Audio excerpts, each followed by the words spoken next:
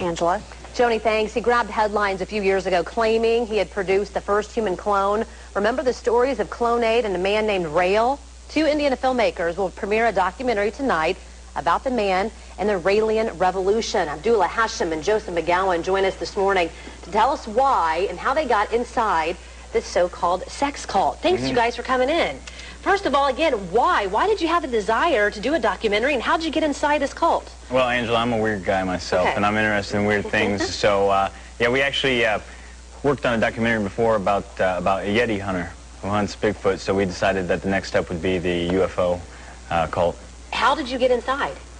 About 6 months before we decided to go out there, I just was in constant contact and email with the top bishops and guides in the area, and they finally invited me and Joe to come out. What did you guys find when you got inside? I think we have some of the documentaries of the film that you guys again are premiering tonight. What was it like? Was it what you expected? It was very strange. It was a lot stranger than I expected, because I'd never been in an environment like that before. But it's definitely an experience I wouldn't take back either. I don't want to give away too much, but you got to give us something. You got to give us something. What? Again, I'm trying to figure out again. What was it like in there? What did you guys do? How long were you there?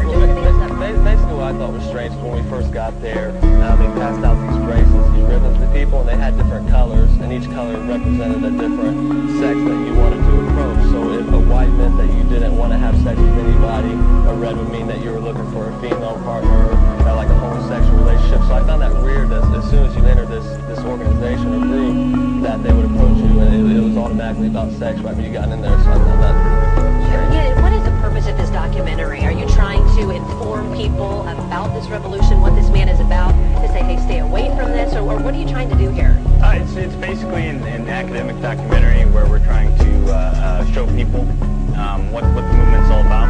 And I think from watching the documentary, it will raise some questions as to maybe you know, what's happened, but it's questions that the Raelians raise against themselves. So. Do they have a problem now that they know that you were inside, that you videotaped this? Did they know that this was going on?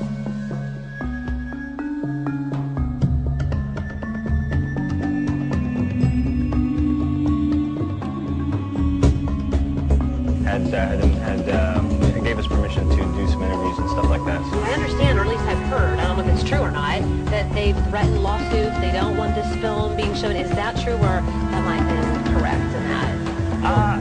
Personally, I think anytime a group has a footage that may be, contradicting or, may hurt their cause, I'm sure they'd be frustrated about it. But like Abdullah said, we didn't shoot anything that we weren't allowed to shoot, and, anything that, any perception somebody may have in this group, like you said, they put on themselves. Really, to tell you the truth, though, we don't want to make a comment about that right now, just because. In case. But no, I mean, we didn't do anything wrong.